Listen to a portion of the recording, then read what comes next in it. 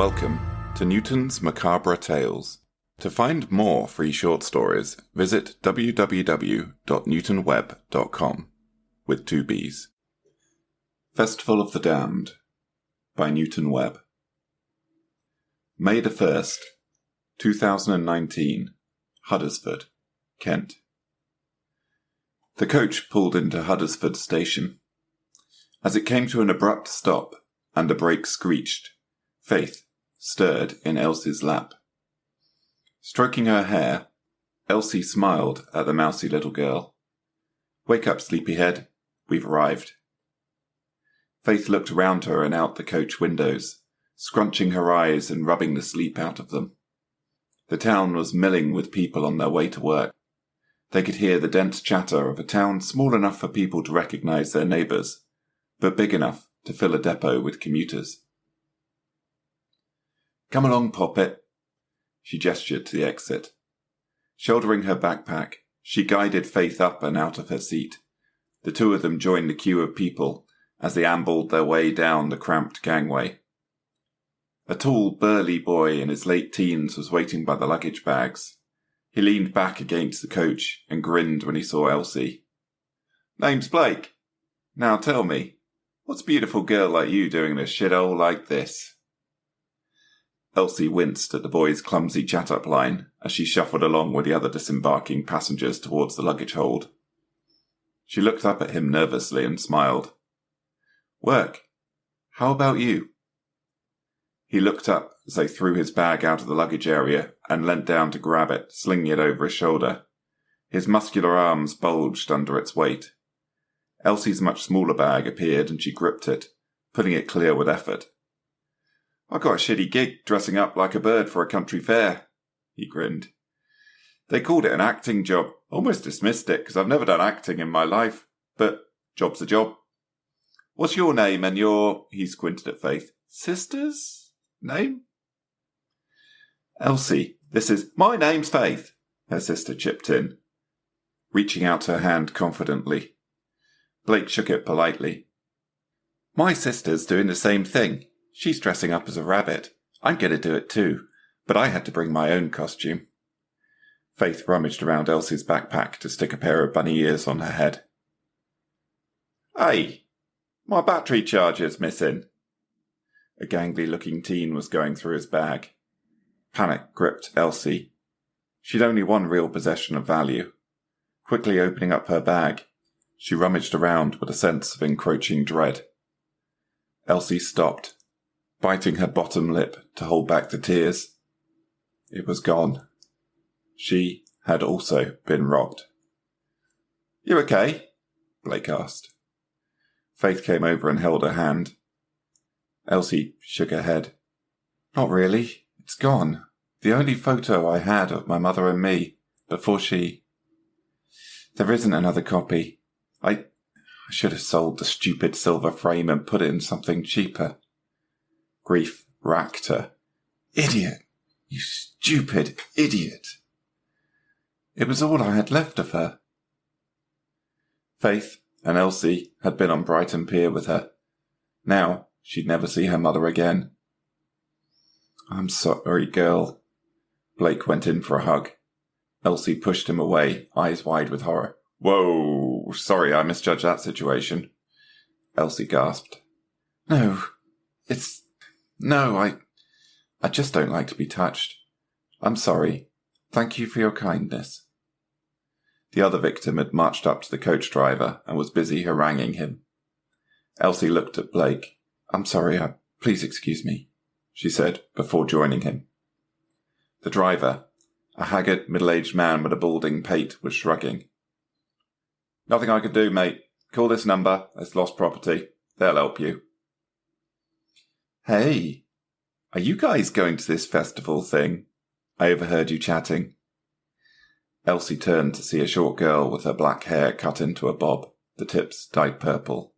"I mean, total drag, but it's easy money, right? I'm the fox. Sometimes called Zoe." She mimicked a sexy growl. "I'm Elsie, and I'm the hare." Elsie smiled wanly. The theft had torpedoed her appetite for social interaction. "I'm Blake, and I'm the pheasant." Holding out his hand, Blake shook her hand with enthusiasm. "Sorry, I have to call this number. Come on, Faith." Faith shook her head. "I'm staying with these two." Elsie grabbed her arm. "The hell you are. You need to stick with me." As she dragged Faith away with her, she saw Zoe looking at her with a bemused expression on her face. "Why can't I stay with them?" Faith asked, a hurt expression on her face. Elsie gave her a hug, then looked deep into her eyes. "It's just us now. We have to stick together. There's nobody else for us. Do you understand?" "I know. I just wish things were like they were before." Faith's lip trembled. "I miss my room." "We can't go back, Faith. You know that." Elsie stroked her hair. "Not anymore." Faith nodded, and Elsie called lost property. It took 15 minutes of queuing to get to a human voice, and another 5 to help the bored-sounding operator fill out their form. They left her with absolutely no confidence that they would find it. With a sunken feeling in her chest, she and Faith rejoined the other actors who were waiting expectantly. As she strode towards them, she looked up the route on her phone. "It's a 3-mile walk to the village from here." Elsie saw it was all uphill and muttered a quiet curse. Blake patted her on the shoulder. "I'll get us a taxi. No worries." Elsie flinched. "We don't have any money." "Ha!" Blake reached down and grabbed her luggage. "Don't you worry. I get a bit of scratch from my gran. I can pay. It's only up the hill." "Any room for a fox in that taxi?" The newcomer slid her hand up Blake's muscular arm. Blake winked. "Always room for a fox, girlie-o." "I'll pay half." Blake turned, annoyed to see another male. It was a gangly teen with the missing phone. "I'm playing the badger. Name's Calvin, ain't it?" "Why are you the badger? You're half my size. Tell you what, mate, you let me be the badger, and I'll let you join our taxi." Blake pointed with Elsie's bag to a taxi rank on the other side of the coach station. "Whatever. I don't mind. I'm just doing this for the money. I'll pay any animal, really. I don't know if we get to." "Perfect. Then it's settled, isn't it? I'm the badger, and you are the pheasant." Zoe followed him as Blake marched towards the taxis. "And a big, strong badger you are, too." Grimacing at the transparent flirtation, Elsie followed her luggage as Blake carried it. "Come on, Elsie," Faith said, tugging her towards the waiting cars. Elsie surrendered to the inevitable and followed them as they assembled around a 6-seater minivan. The minivan drove them up a winding road to the top of the hill, where scattered houses gave way to a dense cluster of 4-bed dwellings built in the last century.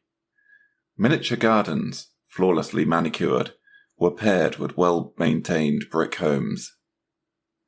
Dogs watched from the gates and curtains twitched, as the locals watched vigilantly. "Look at the forest!" Calvin had his face pressed up against the window. They peered out. Sure enough, acres upon acres of fruit trees stretched into the distance down the hill from the village. Faith watched, eyes wide. She'd spent her life in Elephant and Castle. The countryside was new to her, and this was a lot of nature. "Well, I can't wait to get out of this hellhole and back to civilization."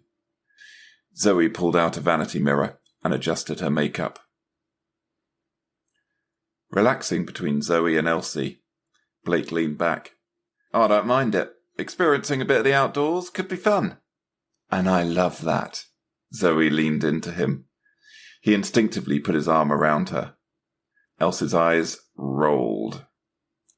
The taxi dropped them off at the village pub where they were to meet their contact Jeff, who had briefed them on their gig at the festival.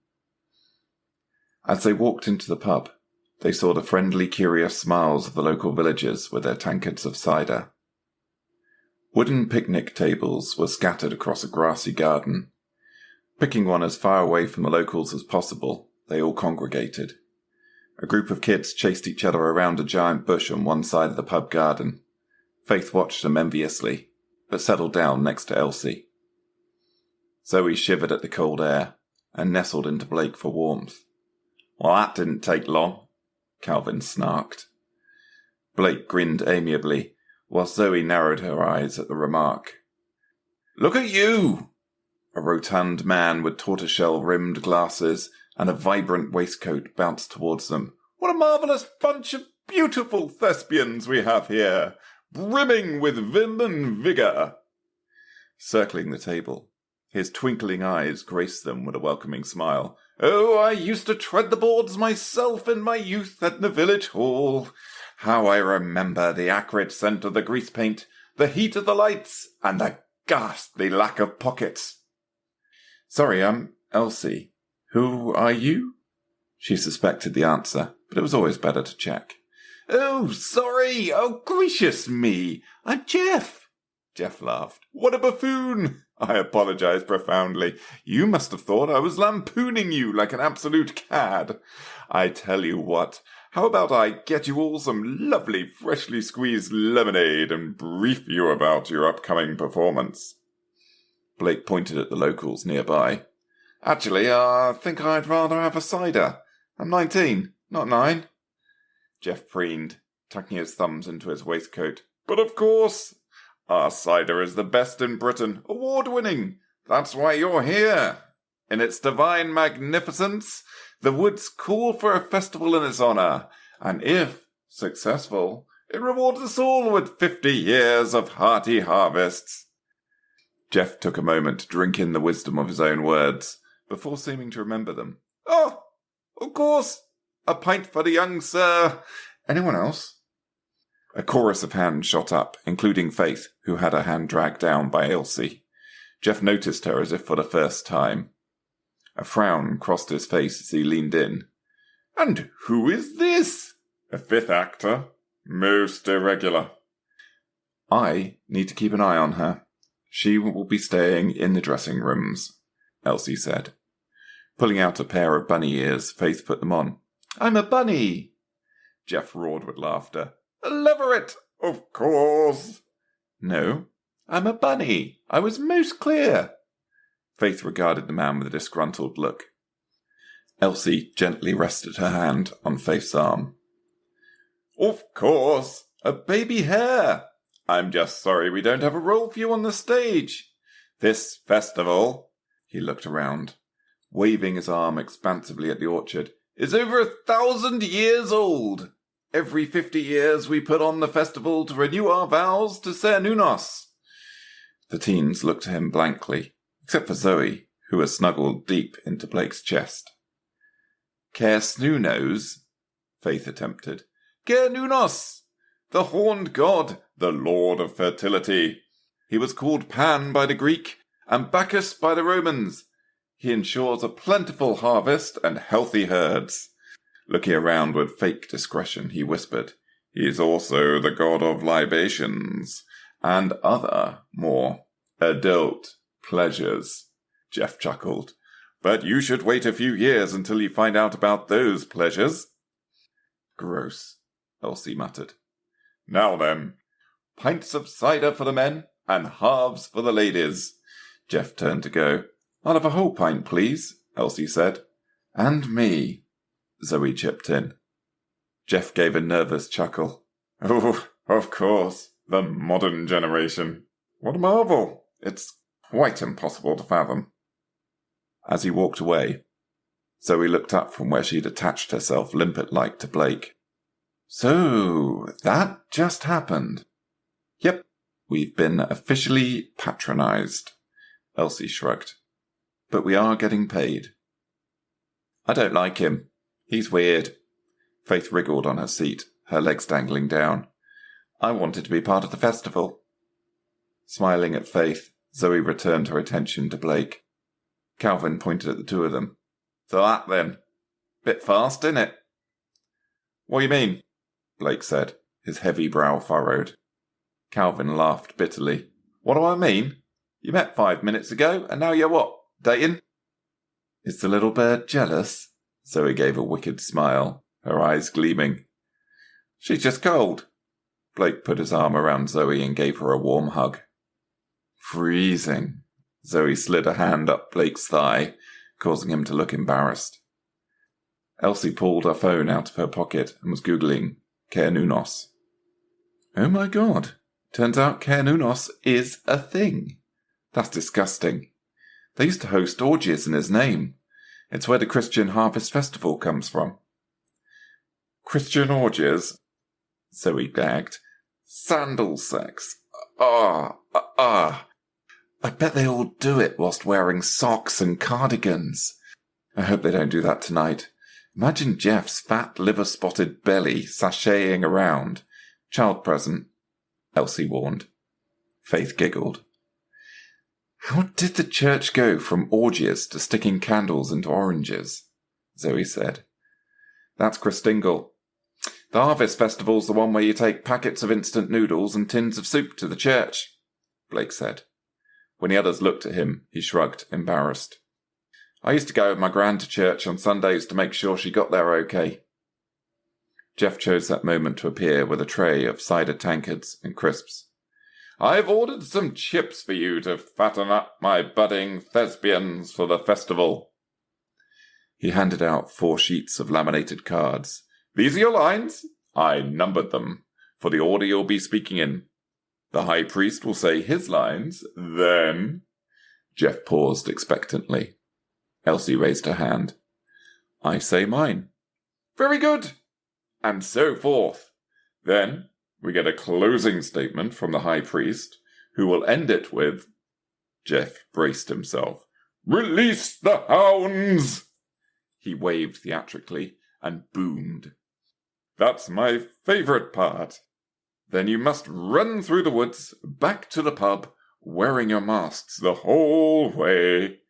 After a 5-minute head start, you'll be chased by a chosen group of villagers wearing hound masks. If they touch you, you must fall to the ground with a shriek. They'll tie your hands with a hemp rope and lead you back to the festival where the high priest will give a reading. What happens if we make it back to the pub? Elsie asked. Well, your rooms are here, so you'll get a good night's sleep. But you'll also get a reward. Jeff winked, his jowls jiggling from the movement. £250. I'll be waiting back here with 4 envelopes, and I truly hope you all make it back. This is a wonderful opportunity to have a starring role in a once-a-century cultural event. I'm immensely jealous of you all. Elsie smiled politely. And our payment. Oh, good Lord, yes, of course, you'll be paid in full in the morning. You can order a taxi to the coach station using the pub landline. Now, do you have any bags to drop off? We have reserved rooms for you here. They looked at their luggage and affirmed. Then follow me, my marvellous herd, and let's get you settled. Jeff took them upstairs and doled out the room keys, apologising there was only 1 bed for Elsie and Faith. Elsie, Faith, and Calvin regrouped around the picnic table. Several plates of thick-cut chips arrived, steaming. Shouldn't we wait? Faith started. Nope, Elsie and Calvin said immediately in unison. I think they're busy, Elsie said, blowing on a chip to cool it down. Faith giggled. They weren't joking. Calvin had taken a long slurp of cider. This is delicious! Picking up a tankard and taking a sip, Elsie's eyes widened. This is delicious. Let me. Faith reached out. Absolutely not. You're far too young. Elsie took another sup.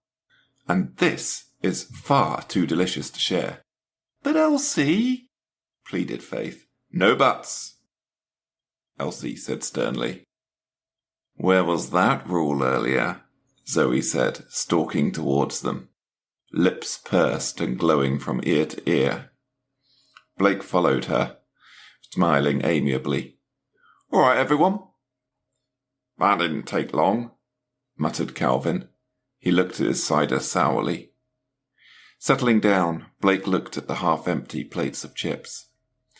Thanks for waiting. Well, we didn't know if you'd be joining us, Elsie said, looking around for a distraction. She lifted up her tankard. Have you tried the cider? Blake took a gulp. His eyes closed and he murmured with contentment. He took another sip before he could reopen them. Fuck me. This is good. Zoe smirked. I bet I've tasted something better. Elsie chose to ignore her.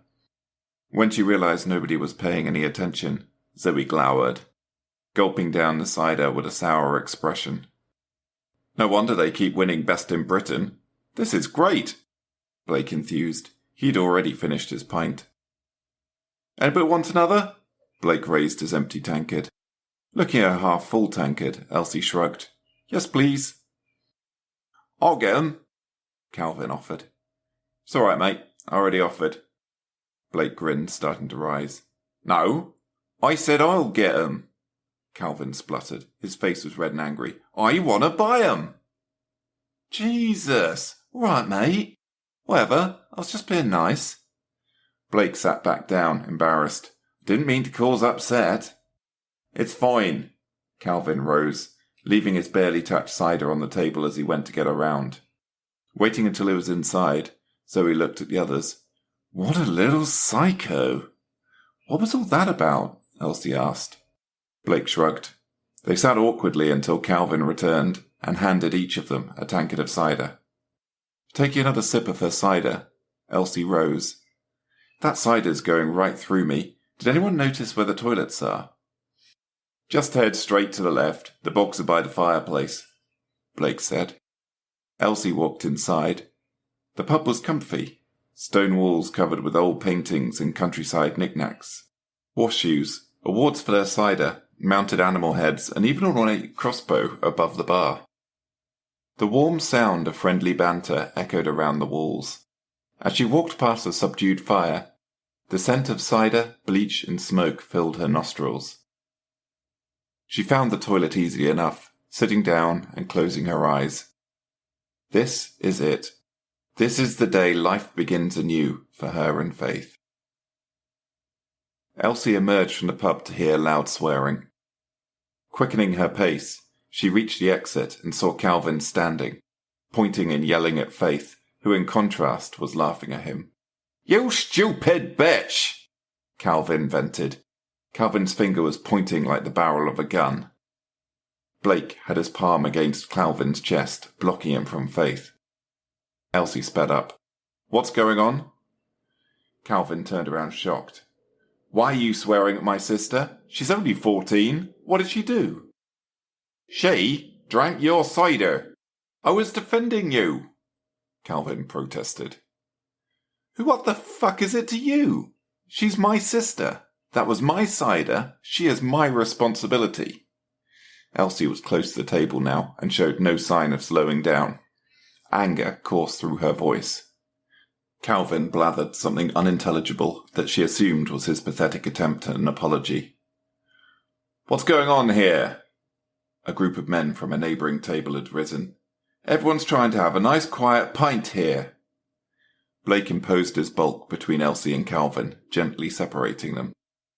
Come on, let's just sit down quietly and not get sacked. He turned to the offending locals. Sorry, lads. It's all good. Elsie turned round to where her sister was swaying. She gently whispered to Faith. And you? What were you thinking? I just wanted to join in, Faith said quietly. I thought it would be funny. Does it look like they're laughing? We're here to work. You've just caused a scene. Elsie looked at Blake and Zoe, who were quietly looking at each other. I'm sorry about this. The awkward atmosphere hung between the people like a fog. Don't worry about it, mate, Blake said. He gave her a slight smile before his gaze returned to his tankard. Elsie bit her lip. Faith, go upstairs to our room. Faith looked like she'd protest for a moment before storming off upstairs. Her eyes looked tearful. Let me buy you another drink, Calvin offered. No, thank you. I've gone right off drinking. I'm going to chill out upstairs before the festival starts. Elsie looked at the empty cider and mentally cursed. That had been a lie. Elsie hadn't gone off drinking. If anything, she could murder another cider. Maybe she could grab another before she got paid tomorrow. Blake cheerfully broke the ice by talking about his adventures in his hometown. Getting up, Elsie gave Calvin a venomous look. The lovely spring day had been utterly ruined. First, she'd been robbed. Then, Faith and Calvin had conspired to ruin the drinks. This would have been a wonderful opportunity for her sister and her to pretend that they lived an everyday life. I'm going to disappear upstairs. I'm not really in the mood to drink anyway. Elsie stood up. Zoe leaned in and whispered in Blake's ear. He gave a shy smile. I think we might go upstairs too, Blake said. You're leaving me all on my own? I just got a round in. Calvin looked around. Zoe's barely touched hers. Blake leant over and necked Zoe's cider, belching appreciatively. Much appreciated, mate. I'll be down later. I'll buy you one before we leave. They left Calvin, looking into his cider. A bitter air surrounded him. When they were halfway to the pub door, Zoe moved towards Elsie. So, he's a psycho then. One in every team, I guess. He's an entitled prick, Elsie muttered. Thanks for protecting Faith, Blake. I really appreciated it. She's a good kid, just an idiot sometimes. Aren't we all, mate? No worries. Blake paused to awkwardly disengage from Zoe, the pub entrance being too narrow for them to enter intertwined. Do you want a pint to take upstairs, Elsie? Blake asked. I don't mind getting you one. Thank you, but I think I'm just going to go up and play with my phone. Elsie watched as Zoe oozed over Blake and left them to it. They seemed oblivious to the previous drama. Elsie headed upstairs, her eyes narrowed as she entered the shared bedroom with Faith. Faith was curled up on the bed. I don't feel well, she slurred. You absolute idiot. What were you thinking? Elsie sat next to her. Out of habit, she checked her forehead. It seemed fine. I've had cider before. This feels different. I can't move my legs. Faith's voice was growing more slurred. Elsie looked her up and down. Show me. Faith moved her limbs. They twitched like a zombie. Any nausea? No, just very sleepy, Faith murmured in a barely legible tone. Elsie brushed her hair out of her eyes. You wait here, Poppet.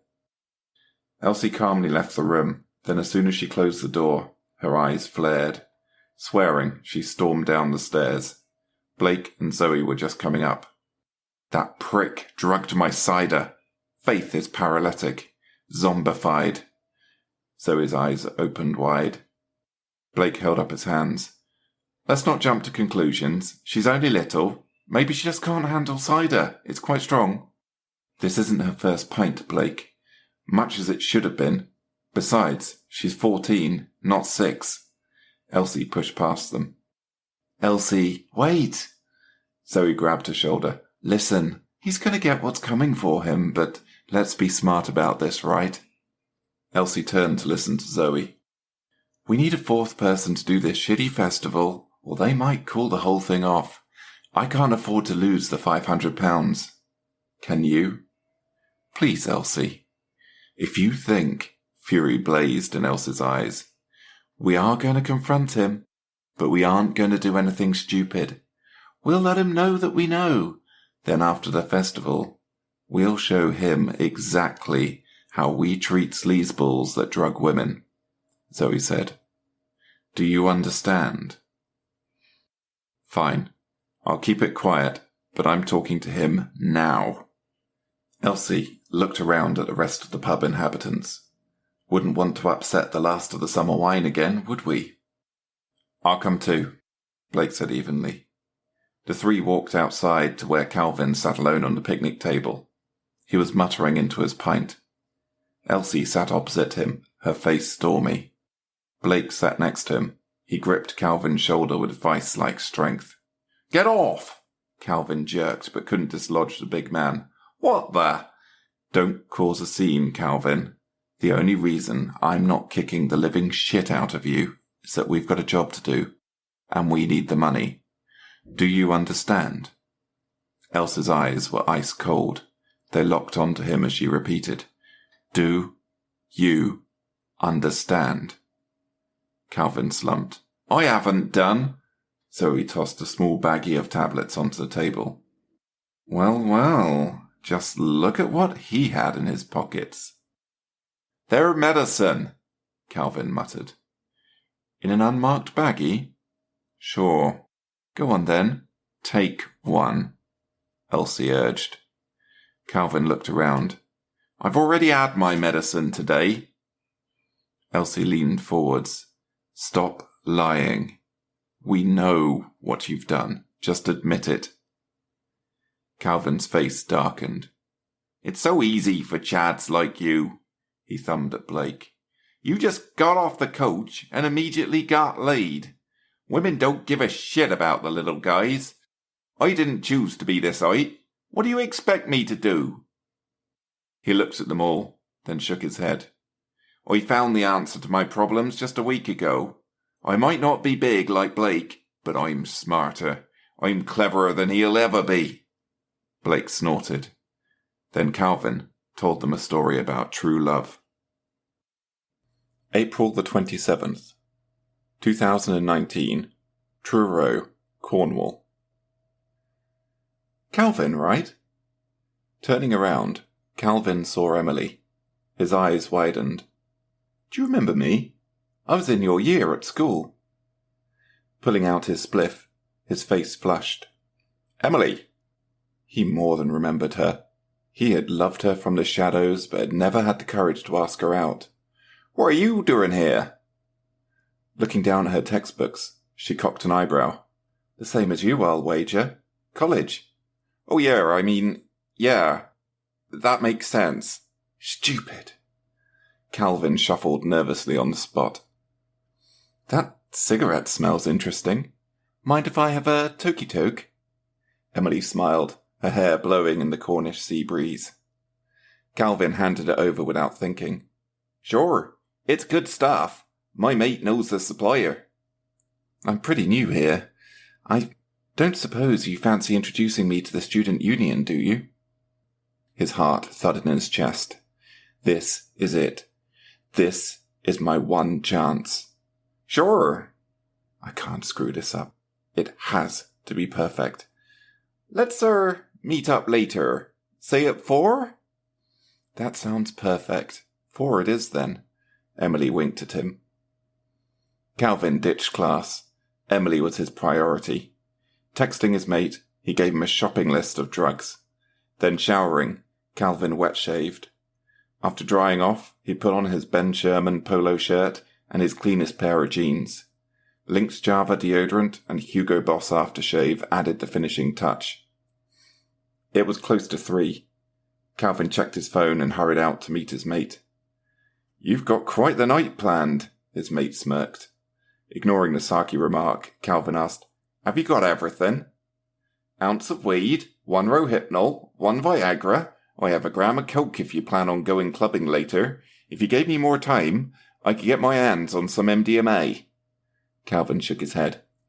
"Perfect." He handed over the money and shuffled over to the student union. Inside, the Pixies were playing as they found a table.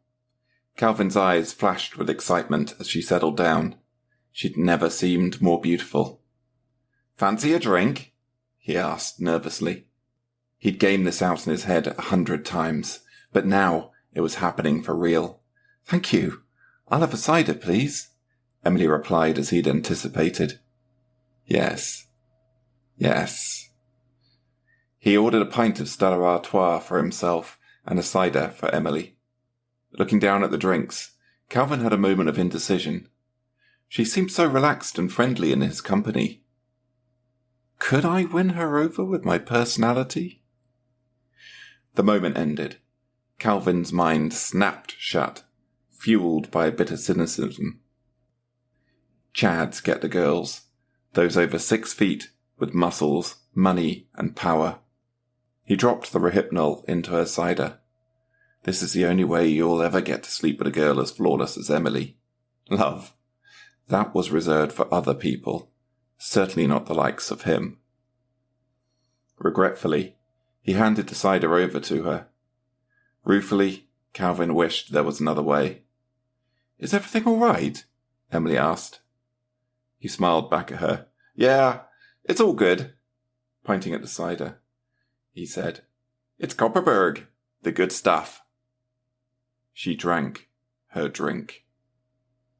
He only made it halfway through his pint before she began to stumble with her words.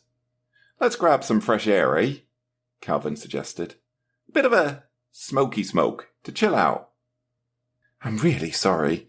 I guess I must have been more tired than I thought." She nearly tripped. He caught her. Leaning against the student union wall, they puffed on Calvin's spliff. "I'm really sorry, Calvin. I'll make it up to you, but I think I need to get home," Emily slurred. "It's okay. I'll get a cab. Make sure you get home all right." He had his arm around her, pulling her towards the taxi stand. She texted him her home address. He swiped ignore on the notification screen. Lowering her into the taxi, he climbed in on the other side. "If she's sick, it's a 50 quid fine," the driver warned. Calvin pulled out 50 in notes and showed the driver he had the cash. Emily reached for her wallet but fell unconscious. Calvin gave the driver his address, then popped the Viagra. 30 minutes to kick in. The Viagra wasn't necessary. As he looked at his perfect angel, his body reacted immediately. In the morning, he was lying in bed smoking a spliff. Emily's eyes widened as she woke in horror. "I'm sorry. I didn't mean the night to end like this," she mumbled, shaking her head. "I just wanted a friend at college. This isn't what I'm like." "It's okay. I understand," Calvin said honestly. "You'll end up with a doctor, a lawyer, or a rugby player. Some men get all the luck, but at least I had one perfect night." She lumbered out of bed, nervously concealing her nakedness as she looked for her clothes. He watched her, drinking in his last moments before the dream expired. "I've got to go, but I will text you," she promised, hurriedly finding the exit to his flat. "No, you won't." Calvin took a final puff before stamping out the roll-up. He might not have won the genetic lottery, but he was self-aware. He knew how the world worked. Calvin just had to be more intelligent, more cunning than the Chads of the world. Emily was a classic Stacy, a girl who would normally be forever out of his reach. Sighing, Calvin smiled. Some Chad was going to be a very lucky man. Not last night, though. He'd beaten the system at its own game. The underdog isn't necessarily a bad place to be. Nobody ever suspects the quiet loser. The letterbox banged. Getting out of bed, Calvin wandered towards the door. He picked up a cardboard invitation. He'd been asked to read a script at a shitty country fair. A guaranteed 500 quid, he chuckled. The universe was finally turning his way. This was proving to be the best week of his life. "You're sick." Elsie looked at Calvin. She felt ill seeing the worm's face. She rose and backed away from the table. "I'm going upstairs to look after Faith. I can't wait for this whole horror story of a festival to end." Blake let go of Calvin, who glared at him. A mixture of shame and indignation was painted across Calvin's face as he sniffed. "Come on, Zoe. Let's get another cider. We've got a few hours until the festival starts. Let's make the most of it." Zoe, for once bereft of her customary salacious expression, solemnly rose. She looked at Calvin with disgust, before grabbing her bag to join Elsie and Blake as they headed back to the pub. Elsie was watching from the pub entrance. Calvin had just been unmasked. Another predator in a world of them. He might have escaped justice this time, but she was on to him. As were the others. She and Faith had been through enough. This was just yet another piece of evidence that nobody could be trusted. They could only rely on each other. The sooner they did the job, the sooner they could leave. She looked around, The sun shone brightly on the happily drinking residents, and she wondered what other rot hid in this village. Or did we just bring it with us? There wasn't a happy thought. Leaving Zoe and Blake at the bar, she returned upstairs to where Faith was sleeping. Curled up behind her, she stroked her hair until it fell away from her face. Elsie didn't know how long she lay there until she fell into a dreamless nap, but her phone eventually woke her up, chirping softly beside her. Faith continued to sleep, gently snuffling on the pillow beside her. Elsie looked at her concerned. She reached over to wipe off a patch of drool from her mouth. After assuring herself that she would be okay, she placed the spare key on the bedside table next to her, then went to the bathroom at the end of the corridor to clean her face. It was showtime. Picking up the laminated sheet from Jeff, she looked at the instructions. Dress code: rough, warm clothes for outdoor activity. Sensible shoes or boots. After the performance, there will be a ceremonial chase through the woods, so do not wear restrictive garments. She pulled a face as she got to the end of the page. We take this festival very seriously, but that doesn't mean it isn't tremendous fun. So go out there and have a great time. Her experience with Calvin had utterly killed the atmosphere of fun for her. She would keep an eye on him, then she'd run straight back to the pub. She and Faith would get on the first coach out of here. Where do we go next? Elsie dismissed the thought. Pulling tight her hoodie, she looked into the mirror. Elsie had no makeup with her, no perfume. Washing her face, she did the best she could to get presentable. If Elsie hadn't needed the money so badly, she would have unleashed hell on Calvin. As it was, she would just have to be careful. Taking a deep breath, she braced herself for the quaint country rituals in which she was about to partake. TV had warned her that it was likely to be both utterly inane and totally dull. Leaving the room and locking the door behind her, Elsie knocked on Zoe's door. It creaked open. She must be with Blake, or otherwise down the picture frame. Barging the door open, she marched in and saw her picture frame poking out of Zoe's bag. Picking up the bag and upending it, she saw iPods, mobile phones, wallets, and all kinds of knickknacks. "What are you doing in my room?" A panicked voice came from behind her. She turned to look at the nervous face of Zoe, with Blake as a shadowy figure behind her. "I was looking for you, but what I actually found was my picture." "What the fuck, Zoe?" Elsie pointed at the contents of the bag. Blake stepped forwards. "Zoe, what did you do?" His face fell. He turned to Zoe, looking hurt. Zoe moved towards the bed and shoveled everything into her bag. "I didn't know any of you when I took them." "That's no defense. I still don't know you and I haven't stolen your stuff," Elsie raged. "You stood there with us whilst we judged Calvin, and all the time you've been picking our pockets." "It's not the same. He's a rapist. I just do what I have to do to survive." Zoe sat down on the bed, her face in her hands. "You have it easy," she sobbed. "Easy? You have no idea what Faith and I have been through. Easy!" Elsie's eyes narrowed. "Calvin, now Zoe. What are you hiding, Blake? When are you going to betray us?" "Talk to us, Zoe. What's going on?" Blake said with a tenderness and warmth that annoyed Elsie even more.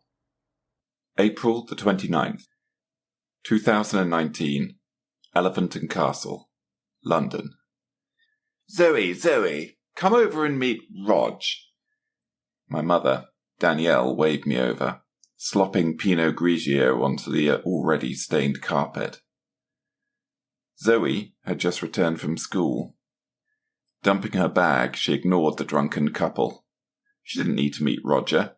Roger was a potato-faced lump of a placeholder, a cardboard template that was replaced nightly by whatever man had bankrolled his mother's drinking down the pub. She went straight to the kitchen. Opening the fridge, she saw a generic bottle of vodka in the freezer and 2 bottles of Sainsbury's Pinot Grigio chilling in the fridge compartment. Nothing edible. Not even milk to make a bowl of cereal for dinner. "Have a drink with us, Zoe!" Zoe returned to the living room. Looking straight at Roger, Zoe asked him directly, "Do you have any money? We've no food in the kitchen. I'm going to the shops." Her mother squawked, slamming her abused wineglass onto a pine side table. She tried to stand up and failed. "What a thing to say! Rog, dear, I'm sorry for her. You know how kids get." Slumping back on the sofa, she resigned herself to staring with indignation. "Why don't you just go out and play like a normal child?" "I'm 17, Mum. You're supposed to tell me to do my homework, to prepare for my A-levels, to go to bed early." Zoe ignored her mother's protest and walked straight out the house. She needed food, but more than that, she needed to get away from the decaying corpse of an uncaring addict. One of the benefits of being 17 was free travel. Zoe headed to Lambeth. Her headphones on, she settled back on a tube. A suited man leered at her. She ignored him. Unlike her mother, she already knew which men had something to offer and which were just looking for someone to take advantage of. Emerging from the tube station at Lambeth, Zoe started to head towards a corner shop she knew from experience had poor CCTV. She'd built up in her head a list of such shops that she could reliably use when the money ran out. A young lad offered her a cigarette. She smiled at him, accepting the gift. "My name is Jacob," he said, his voice stuttering as he failed to maintain eye contact with her. His hand flicked back the curly tussles of his hair. She stroked his arm gently. "An easy mark. You can see everyone heading to the O2 Academy in Brixton from this bench. It's like a window into another world." Zoe nodded, smiling at him. "You are so deep, Jacob. You speak like a poet or something." "I am. Thank you. I like to read, but I've written nothing so far." He looked down at his feet, smiling awkwardly. One foot started tapping a rhythm on the path. Her hand brushed at an imaginary piece of lint on his hoodie. "I like you, Jacob. You're so smart. Why don't we go to the Macca's over the road, get a burger and get to know each other?" His eyes lit up. For the first time he could hold Zoe's gaze, even if only for a moment. I'd love to, but I don't have any money. I have a Twix, though." He held out the bar. "Jacob, that is so kind." Worthless. She took the Twix, favouring him with a smile, and stood up. "I have to get some stuff for home. It was nice meeting you." Jacob's face fell. She walked past him without looking back. Zoe felt as indifferent to Jacob as she did to the homeless people who asked her for change. They were just more people that wanted something from her. Why would she offer herself to someone who had nothing to offer in exchange? She opened up the Twix and took a bite. She'd reached her chosen quarry, the Quality Superstore, a cramped cupboard of a shop. The greedy owner had stacked the shelves in the centre too high so they blocked the CCTV camera. The door opened with its habitual ding, then her face fell. They'd installed a second camera. Bastards. Zoe backed out. Mentally she reviewed her options. There was a cash and carry in Pimlico, a short bus ride away. She looked for the closest stop. It was right next to... She'd forgotten his name already, but knew it would be awkward, so walked up the road in the other direction to find the next stop in the route. A drunken old man had fallen asleep at the bus stop. She could see his wallet poking out from his pocket. Sliding down next to him, she slipped the wallet into her jacket as he woke, peering at her with bleary eyes. "Hello, mate. Are you okay? You fell asleep. Do you have some water on you?" Zoe smiled at him as he looked around disorientated. He jabbered something in an Australian accent, then reached into his bag to pull out a battered plastic bottle with some water. "What bus are you looking for?" He blathered something incoherent, and she nodded at him. "I'll check that on my phone for you." When he looked away, she walked off quickly round the corner. Pulling out the wallet, she threw away the cards and pocketed the cash. 40 quid. Not a bad score. She tossed the empty wallet and walked towards Vauxhall to grab some food for dinner and then head home. It was dark when she arrived back at the house. She nearly missed it, but something caught her eye. She did a double take when she saw the cardboard invitation lying on the doormat. When did this? Of course. Her mother was asleep on the sofa. Roger had left her top pulled down, exposing a breast. He was long gone. She walked into the kitchen to run a glass of water and looked at the invitation. £500? Just to read out some lines at a weekend play? £500. Not enough to get a flat, but food wouldn't be a problem for a while. May the 1st, 2019, Huddersford, Kent. Elsie listened to the tale, her face deadpan. She regarded Zoe with a stone-cold expression. She shook her head. "We've all had a bad time. Faith and I had to run away from home. You left by choice. We get by hand to mouth. Sometimes we sleep in the street, but we don't steal. There is never any excuse for breaking the law." "Oh, great. Listen to you, Miss Pure as driven snow. If I'd have stayed at that house for a moment longer, I'd have gone insane. Can you blame me for seizing an opportunity when it presented itself?" Zoe still had tears running down her face. Blake sat down and awkwardly put his arm around her. Elsie blinked. "What? Steal? Just because she didn't steal from you, she's still using you." "You don't know that, Elsie. Life isn't black and white. I've done bad things in my life as well." Blake hugged Zoe tight. "Sometimes we do bad things for the right reasons. Have you never broken the law? Not once?" Elsie avoided the question. "All right, Zoe. I'm taking my photo back to my room where it will stay. Then I'll meet you both in the corridor. Clean yourself up. We've a job to do. Then Faith and I are getting as far away from this bloody village as possible." Elsie opened the door and put the family photo on the bedside table next to the sleeping form of Faith. She looked at the girl, so innocent, yet Elsie had brought her into this nest of vipers. Backing out gently, she locked the door and tested it to ensure it was secure. A few moments later, Zoe and Blake emerged.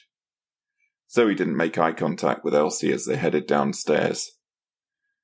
Elsie forced herself to remain calm when she saw Calvin at the bar making small talk with Jeff. "The little things in life do not bother me." It was something her mum used to say. Whenever things seemed dark, she would set her shoulders and say it. She had a way of separating the world's harsh realities from her life. A defense mechanism. These days, Elsie felt she couldn't do that. Life was crashing against her soul like the coastal tide, eroding her. Each day she felt less. Now she was pretending to be a hare, to amuse some villagers, alongside a rapist and a thief. What did Blake mean when he said they'd all broken the law? What was his sin? She set her shoulders, raised her chin, and approached Jeff and Calvin. "The little things in life do not bother me." "Elsie, my hare, how are you feeling? Rested, full of excitement for the stage?" Jeff beamed at her. "Oh, fuck off, you prissy prick," she thought. "I can't wait. I've rehearsed my lines." Elsie plastered a fake smile on her face. "Wonderful, wonderful, wonderful! I see the makings of a true professional actor in you." As Zoe and Blake came up behind Elsie, he spread his arms wide. "We're all here! This is magnificent news. I am so very excited about tonight. A bicentennial fair. Secret mysteries. Music. Dancing. Action! Come, come, come! Jeff swooped towards the pub exit. Calvin sculled his cider. He was already swaying as he followed Jeff. Great. The idiot's drunk already. He'd better not mess this up any more than he already has. Elsie followed them out to where Jeff was standing by a battered Land Rover. The pub was getting busier as people tanked up in preparation for the festival. Jeff drove them along the road. A pair of villagers opened the gate for him as the Land Rover meandered down a long field sidetrack. Sitting in the back of the vehicle, on metal benches, they bounced along uncomfortably. "I don't think this is legal," Blake muttered as they bounced over a pothole. "We don't have any seatbelts. Nah, this absolutely can't be legal." Elsie shrugged. £500. I'll take a few bumps for that. Faith and I can survive for 2, maybe 3 weeks on that." 2 weeks? After rent? That's a bit bleak, isn't it? What do you eat? Noodles? Blake looked sympathetically at her. Ramen noodles, beans on toast, cereal, cheese on toast, and baked potatoes. Actually, you'd be surprised at how easy it is to live on very little. Elsie smiled ruefully. Zoe sniffed. "I'm not sure that is actually living. Sounds like school dinners to me." "We don't all have access to your alternative sources of income." Elsie looked accusingly at Zoe. "We take what we can get." "I suppose," Blake said. "I'm lucky, in a way." "How so?" Elsie asked. Blake looked off for a while, gazing at someone or something that didn't exist. "Well, it sounds bad, but it isn't really," he began. March the 18th, 2019, the Caribbean, near Kingston, Jamaica.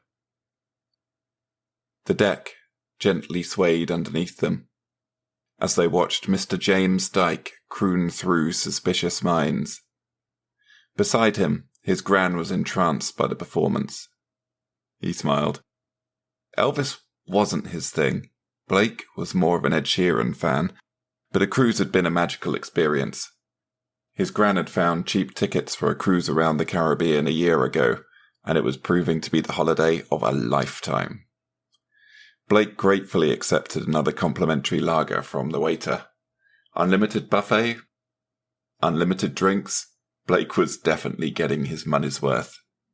His gran always said his stomach was a bottomless pit, and he happily proved her correct. The Elvis impersonator finished his set to the applause of the crowd. Blake put down his chicken wing bone and clapped happily. Then, looking at the state of his hands, looked around for a napkin. Without taking her eyes off the stage, his gran handed him a pack of tissues from her bag. "I wish I'd seen him live," she confessed. Sipping at her wine, she reached into her bag for a couple of aspirin. The DJ started playing. He listened to the track, trying to place it. His gran saw his look of confusion and patted his arm. "Nat King Cole, dear. When I fall in love." He grinned at her. "Thanks. I thought I recognized it from your albums." He plied the bowl for a final cheesy chip, and after some ferreting, he found part of a chip at the bottom. He chucked it into his mouth and crunched down on it. For the 100th time, he said to her, "This was a genius idea, Gran." She beamed at him, then slowly stood up. He reached out to help her. "You stay and enjoy the music. I'll see you at breakfast." Blake gave her a gentle hug. She reached up to tussle his hair. "Get off! You'll mess up the gel." He pulled back as her eyes sparkled. As she tottered back to her room, Blake supped his lager and looked around the room. He spied a pair of girls he'd drunk with the night before. Raising his glass, they waved to him. He rose with a grin and headed over to catch up with them. He woke to his alarm clock. Showering, he quickly dressed and headed down to the restaurant. His gran was nowhere to be seen. An early riser, he would always find her at a window seat with a pot of tea.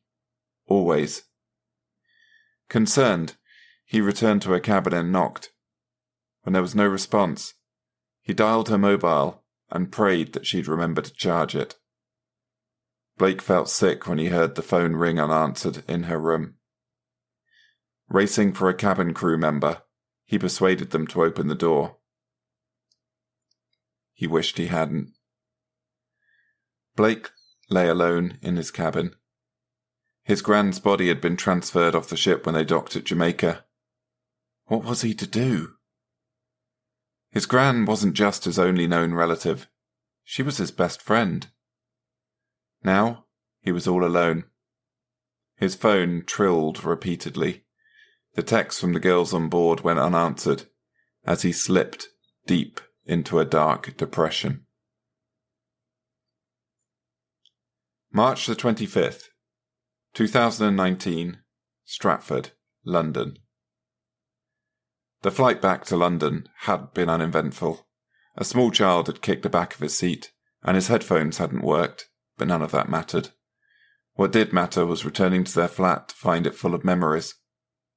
He grabbed a Coke from the fridge and sat in his favourite armchair. Turning on Netflix, he put it on shuffle. When he felt hungry, he went to the fridge. It was empty. Picking up his phone, he ordered a pizza and returned to his armchair, sipping on a can of Coke. Looking around for a napkin, he turned by reflex to his grand's chair. It was vacant. He sighed and got up to wash his hands in the kitchen. It was nearly a month later when he needed to get cash. Pulling on his hoodie, he trundled into town to find an ATM. He mutely pressed for a statement after removing £100 from the machine. Blake blinked and peered again at the scrap of paper. His grand's full pension had been deposited yesterday. A big smile crossed his face. Despite the crisp air, warmth flowed through him.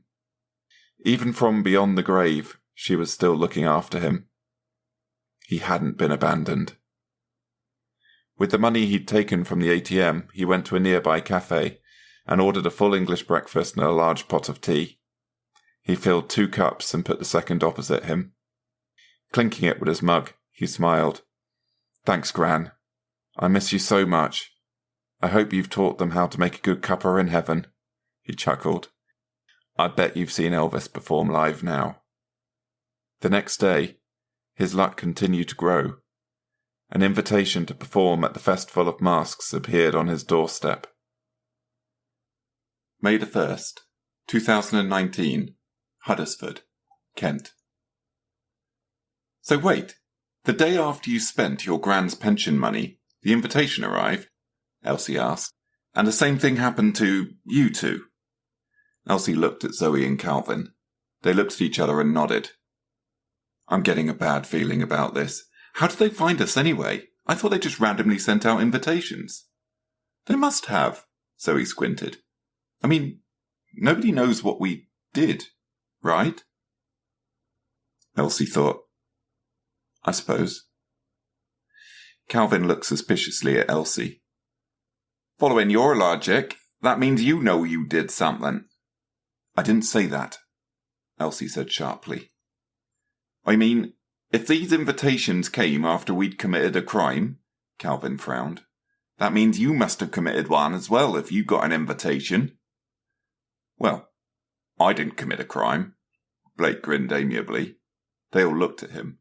"You're a benefits cheat. That's fraud, that is," Calvin muttered. "No, it's my grand's money. She wouldn't wanted me to have it. We took care of each other." Blake looked hurt. "I'd never break the law. I'm a good man." Zoe moved to sidle into his chest, but he shrugged her off. She moved away with a wounded expression. "Seriously, I've never broken the law in my life." Blake was looking cross now. "Don't put me in the same bracket as the other two." "Hey!" Zoe punched him in the shoulder. "What the fuck was that about?" "So now you're better than us, are you?" Calvin sneered. "You're a cheat, mate. A fucking fraud." Elsie looked at Calvin. "Everyone is better than you rapist twat." The Land Rover stopped as Calvin's face darkened. They ceased their arguing as they looked round with trepidation. They had reached their destination. They were in an old forest clearing. It was filled with a heaving mass of people laughing and drinking. Some of them Elsie recognised from the pub. Unlike the rest of the orchard, the trees here weren't fruit. They were ringed by yew trees, far older and more prominent than the rest. A giant yew loomed over an ancient stone table. It was engraved with a strange runic pattern of grooves on its top. Overlooking the centre of the clearing was a large wooden stage with lighting set up on steel scaffolding. A whole hog was being roasted on a spit over coals to the left. A bar had been set up with huge cider barrels to the right. The spiced scent of cooked pork with cloves and the sweet smell of fermented apples. A DJ was playing the Rolling Stones to the excited masses. Jeff opened the Land Rover doors, his face glowing with excitement. "Come, come, my beauties! We have a tented area set up behind the stage for you to prepare yourselves in. In 2 hours, when the time is nigh, I'll need you to put on your masks and assemble on the stage. The order of assembly is from left to right. Stage left, that is. It's marked on your sheets." "What stage left?" Blake asked. "As you stand, basking in the audience's adulation, it is to the left of you." Jeff pointed at the stage. "I'll show you where to stand." Zoe stroked his shoulder. Blake refused to look at her. "No thanks, I'll figure it out myself." Elsie tapped Jeff on the side. He spun theatrically and beamed beneficently at her. "Jeff, why were we chosen specifically? How did you get our addresses? What would have happened if one of us had said no?" "Good golly, what excellent questions! A fine mind you have, my young hare. Sharp as a razor." He looked around the milling crowd. There, Jack. He's your man." Jeff whispered conspiratorially, his whispers still deafeningly loud. "He is the avatar of Canunos." Jeff pointed at a serious-looking man in a suit with spectacles. The avatar politely waved at them. "He's an accountant by trade. The orchard chose him. It's an old tradition. The trees are supposed to whisper the actors' names and how to find them." Elsie traded glances with Blake. Both seemed unconvinced. Ignorant of their concerns, Jeff erupted into a sudden and sharp bout of laughter. He slapped the sides of his ample belly. "Hogwash, I'm sure. I think he just gets his secretary to handle the role of recruitment between you and me. Maybe she uses the Google or a TikTok or something internet-y." He wiggled his fingers to indicate someone using the arcane rituals of accessing the internet. "We probably had a few pullouts before we found you, but best to play along. They take the rituals very seriously here." "And the chase?" Elsie asked. "The best bit? Oh, when Jack blows on his horn, it's an antique, you know, you must all scamper between those 2 trees marked by ribbons. Once through them, you can follow any route you desire, just so long as you arrive back at the pub within 3 hours. If you do, there'll be £250 as a bonus, and you'll be able to remove the mask." "Do we get a head start?" asked Blake. "Of course! You get a 5-minute head start." Jeff leaned in. "It's only fair, as the locals know the terrain very well and are a touch more athletic than you, soft city types." He laughed, rubbing his belly. "Believe it or not, I used to be an athletic whippersnapper myself. I was too young to be at the last festival, though. It seems draconian, but you have to be 18 to be a hound. Still, times they are a-changing. You know, this is the first year we've allowed women." "How progressive of you," Zoe said, her voice devoid of any emotion. "You must be so proud." Calvin was scanning the forest. "They won't be rough, will they?" "What earth do you mean, my wee boy?" Jeff rubbed his shoulder enthusiastically. "It's touch rules. If you get even the slightest touch by a hound, you are out of the game. Leaving them to go backstage, he headed back to the Land Rover. Calling over his shoulder, he warned, "Remember, the Wild Hunt will chase you. If any of them touch you, you are no longer eligible for the bonus. But you get to remove your mask and join the party. It's all on the briefing sheet." Elsie watched Jeff get back into his vehicle and drive away. "Come on then." She headed towards the backstage tent, Zoe in tow. Looking behind her, she could see the boys lingering. "Come on, let's get this shit show over with." "Well, you see," Blake said hesitantly. Calvin pointed at the cider stand. "It is free." Shaking her head, Elsie left them. Calvin was already drunk, but there was little she could do about it.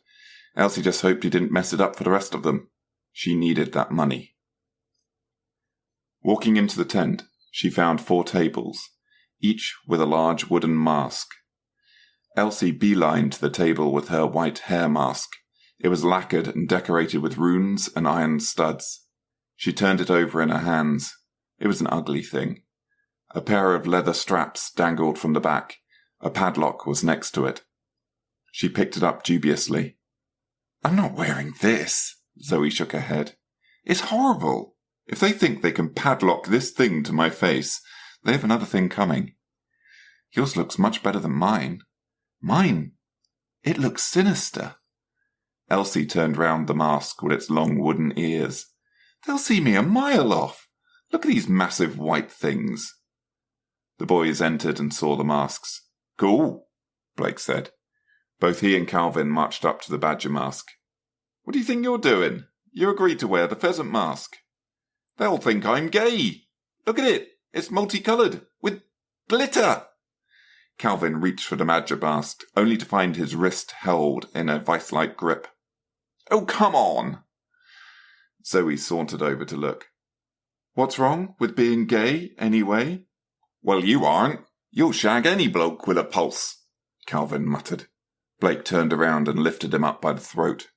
"Put him down." Zoe pulled at his arm. "What is wrong with you?" After a moment's pause, when he stared deep into Calvin's eyes, Blake dropped him. Calvin gasped, reaching out for the table for support. "What? You ignore me for the entire drive here, and then you think you can protect me? What the fuck is wrong with you?" "We're almost done here. Then we never have to see each other again." Elsie gently pushed the boys apart. She subconsciously wiped the hand that touched Calvin on her hoodie.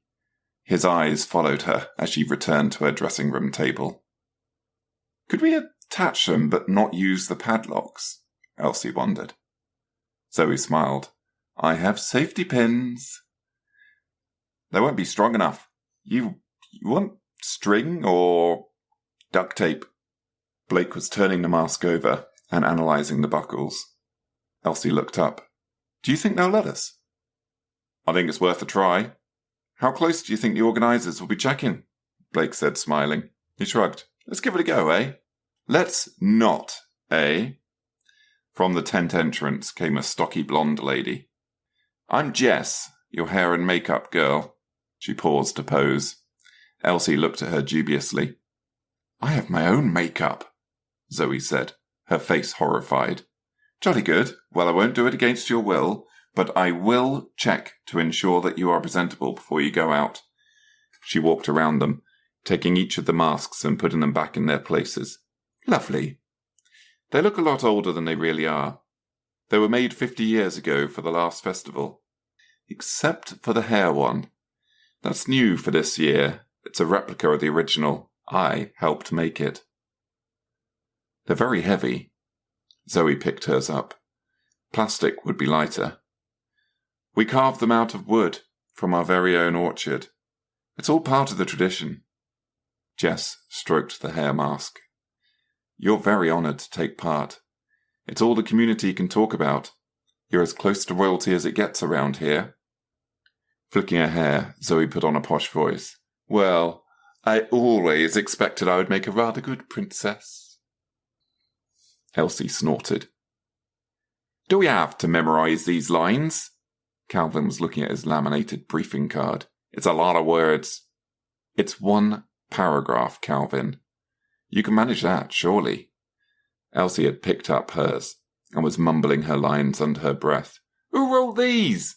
Calvin laughed, looking at the archaic language. The BBC? This is some kind of Shakespeare shit. Nobody answered him. The room was silent as Jess stared at him. Eventually, Jess said in an even-mannered tone, These are sacred words. They are traditional and mean a great deal to our village. This is a serious role. If you don't treat it with the dignity that it deserves, then you'll be down the road. Why didn't you hire proper actors? Elsie asked. We did. Jess gestured at the 4 of them. Elsie rolled her eyes. By proper actors, I meant trained actors. For the money you're offering, you should have been able to get some that are at least formally trained, even if they lack experience. You act every day. You're acting now. Jess smiled. Everyone acts. You were chosen. Zoe approached her. How were we selected? I didn't sign up with any agencies. How did you find us? Shrugging, Jess waved her hands in dismissal. That isn't my department, dear. I'm hair and makeup. Now, will you be needing any of that, or do you want privacy to practice your lines? Blake was looking at his card. I could use some time to get my head around these lines. And of course, we'll need your phones. Jess held out a small wicker basket. Zoe recoiled. I think not. Do you think Dame Judi Dench carries her phone onto the stage with her? Just in case she needs to reply to Kenneth Branagh's tweets? Jess waved the basket again. There's no signal in here anyway. Elsie pulled out her phone. It was battered with a cracked screen. How will we get them back? Jeff will have them at the pub. You'll get them with your cheque. Jess took the phone and dropped it in. Grudgingly, the others added their own phones. Jess turned, and as she left the tent, she called over her shoulder. I'll be back in 30 minutes to help you with your masks. I don't like this. Zoe sat down at her dressing table and poked her mask. It doesn't make sense. We've been chosen. For what? Has any of us done any drama since secondary school? You said it earlier. We're all criminals. Calvin muttered. I'm not, Blake protested. Whatever, Blake. Look, we should just cut and run. This is weird. I don't like it. Calvin was cut off by Elsie. We're doing this. Let's just stand outside, say our lines, and then let them chase us for a few minutes. Just give them some fun. Then we'll take our £500 and get out of here. 750. Hounds will never catch me. I'm going to beeline for the pub. I'll be there in half an hour. I'm a good runner, Blake boasted, his voice matter-of-fact. Zoe battered her eyelids at him and pouted. You wouldn't leave me behind, would you? Well, you robbed everyone, so yeah, I wish you well and all, but you're on your own, mate. Blake refused to meet her eyes. Zoe bit a lip and stormed off to her desk. Come on then. Let's get together and go through these lines until we can do them from memory and without any mistakes. Elsie took up her position in the centre of the room. No. It's obvious that I'm not wanted. Zoe started to cry softly. Guilt crossed Blake's face. He took a step towards her, but then went to join Elsie. Yeah, screw you guys. Calvin went to his mirror and started to rehearse his lines independently. Elsie and Blake had got it down to a stilted yet formal level. They could recite the words without the cards, though Elsie, while not being an expert, still felt it lacked depth or any form of emotion. None of them wanted to be there, and it showed. Jess arrived and watched misty-eyed as Elsie then Blake finished their lines. Oh, they chose well. What is this? Audience reacts at the end. Zoe pointed at her briefing card. Jess smiled as she picked up Zoe's mask. The audience will then say, "We forgive you your sins." "Our sins," Zoe said, voice tinged with uncertainty. "It's a purification ritual. We forgive the animals that do harm to our orchard, and then ritually chase them with our hounds. Just a bit of fun. Now, let's get the masks fixed on." Zoe backed away. "Just a couple of minutes on the stage, a romp in the woods, and you'll get paid. Dead easy." Zoe fidgeted but allowed Jess to attach the mask. The padlock clicked shut with an echoing sound. The sound reminded Elsie of a gunshot. Elsie watched as Blake had his mask fixed. Calvin complained that it was too tight, but was duly ignored by Jess. Then it was Elsie's turn. She looked at the wooden mask with distaste as it was picked up and strapped to her head. Her world became two small eye holes. Her breathing echoed loudly behind the wooden mask. It weighed down heavily, straining her neck. The musty, chemical tang of treated wood enveloped her. She fought down panic. Her peripheral vision was limited as she looked around. "I don't like this. I don't like it at all." "Well, don't you all look lovely?" Jess said as she manoeuvred them towards the exit. The cool evening air was refreshing on Elsie's face. It needed to be. The crowd that she could barely see through the eye holes cheered her on. All the attention caused her stomach to lurch. Whoops, clapping, and cheers washed over her in a cavalcade of sound. The scent of food and spilt alcohol filled the air. She was guided up the short stairs onto the stage, where the avatar of Cernunnos stood in a black suit and white shirt, peering out at her through a huge stag's head. What the hell? The stage lights were overly bright. Elsie blinked to compensate. She automatically moved to her position as the other animals shuffled into place around her. The avatar raised his hands, and the crowd fell silent. "This year is a year of great celebrations. We have kept up our tradition, built up over the last 23 years, of winning the gold medal for cider from the campaign For Real Cider. Also, as we have over the last 8 years, once again we picked up the gold medal from the British Cider Association, and for the very first time during our long-established history of cider making, we have been awarded the Good Housekeeping Best British Drink Award. The Apple and Pear will have to add more shelves for our new intake of awards.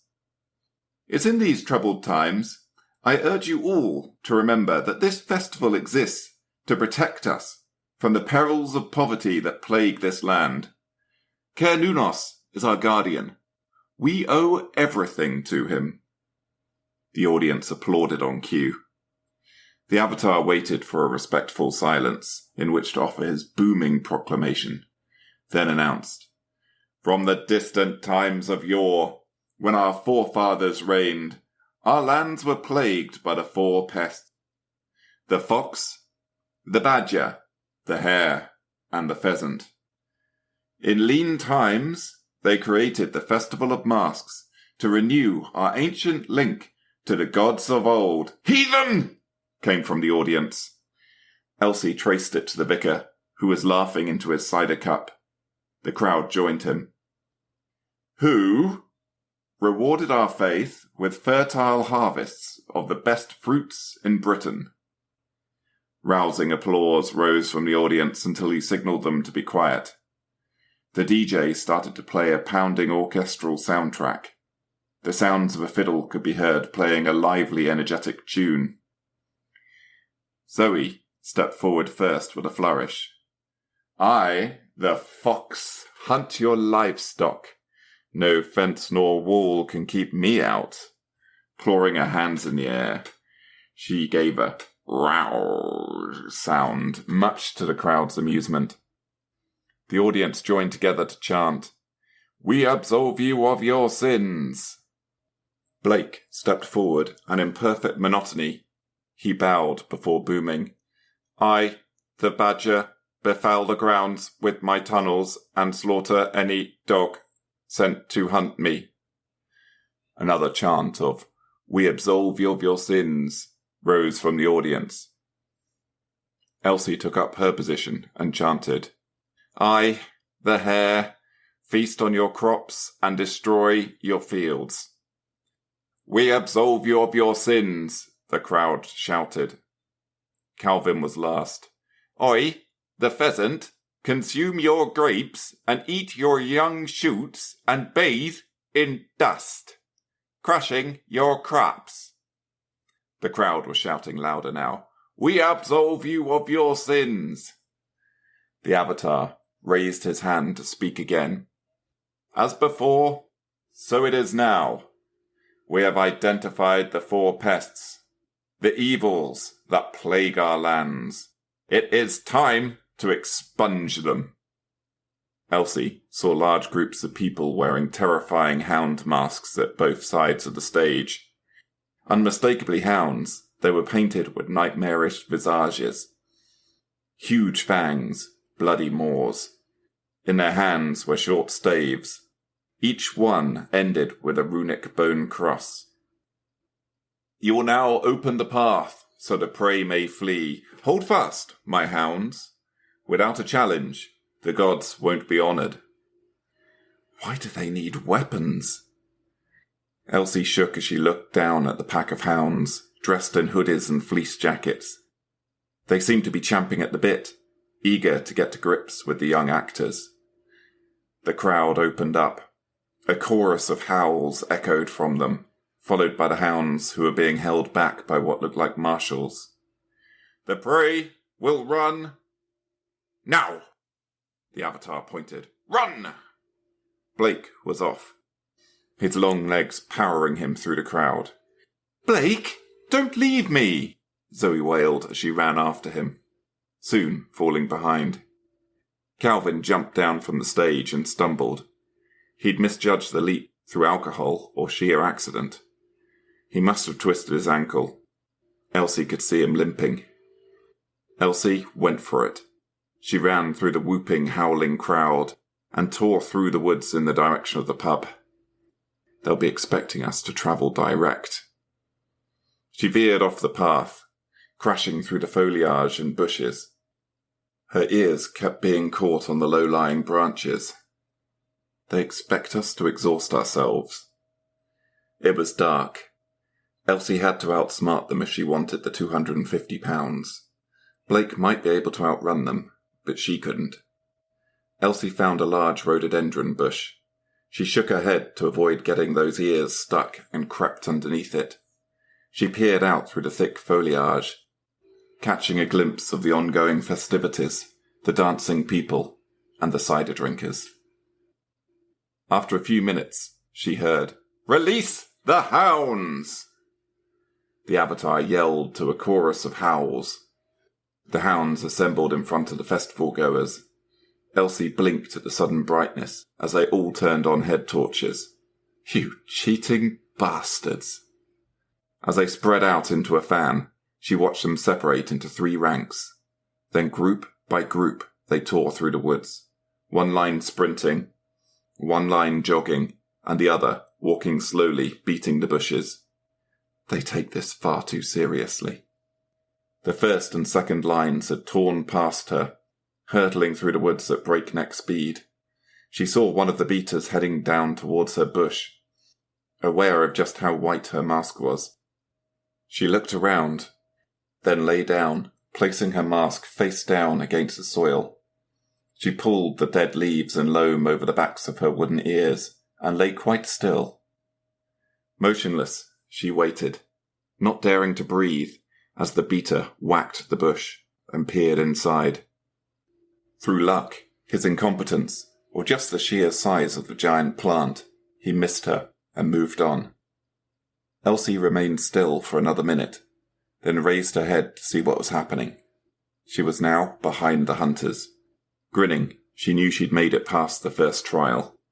They should have given me the fox mask. It didn't take long for the first howls of triumph to sound. She watched as a group of them came running back. She could see them carrying the limp form of, "You sick bastards!"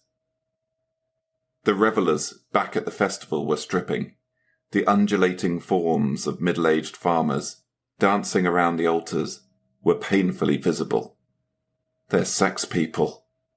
She shuddered as she watched the pale white flesh gleam in the firelight. "And so we take the flesh of the pheasant, and as we sacrifice its heart to the woods, we forgive its sins." Why was Calvin limp? Was he hurt? Then she heard the sickening sound of screaming. It was his voice. She knew then that he was dying. She'd heard that sound before, at another time and another place. She vomited. Most of it escaped through the breathing hole in her mask, but the rest dripped down her front. The scent of it filled her nostrils and she gagged. Her hands shook. The sick bastards were dancing naked as they killed Calvin. The music had changed to an orchestral track. It had built up to a rhythmic pounding. The drums echoed through the woods like a powerful heartbeat. As they danced around his corpse, she shook her head in despair. As much as she hated him, and she did, he didn't deserve this. This isn't justice. She watched as several of the crowd, naked and drunk on cider and death, began rutting in the grass. Gorge threatened to rise again in her throat, even as a chill ran down her spine. Faith is back at the pub, alone. Faith was unconscious, vulnerable. Who knew what they would do to her? She had to get back. She had no doubt in her mind that what was waiting at the pub with cheerful Jeff was not a fat check.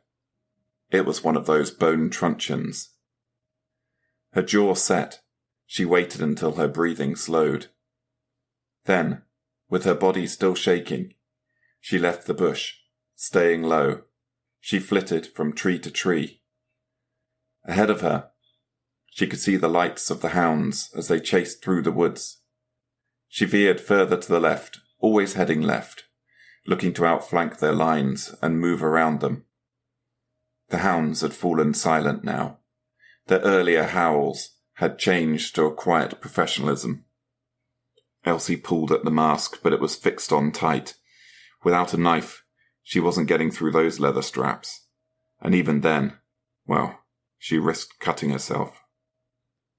For now, she quietly jogged through the night, her vision partially obscured, her nose filled with the scent of vomit, her ears reverberating with the sound of her own breathing.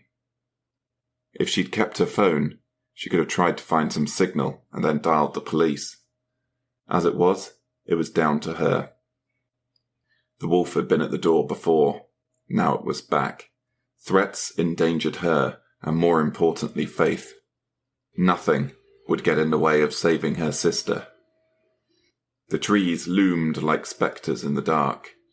The moon was high and filtered through the leaves. An owl hooted. It was the least of the predators she had to worry about. She was overtaking the third line of hounds, the walkers. Curling around their left flank, she continued towards the pub. She had emerged into the orchard. She could feel the squelch of rotten apples under her trainers and the sweet scent of dying fruit. The trees were more spread out, and the undergrowth carefully hacked back so that the cover was limited. Creeping forwards, she saw the squat hives of the bees. Her ears strained to listen. It was all quiet, except for the distant sounds of the chase over to her right. It was peaceful. Even the bees were sleeping. Running forwards, she heard the howls of the hounds and watched as the lights concentrated on a point. Screams echoed into the night. Another of the prey had been caught. Fuck, fuck, fuck! Elsie recognized Zoe's cries before they were abruptly cut off. She looked around her. What would they do if they got to the pub and realized that she'd eluded them? The pub had to be guarded. This whole chase was rigged.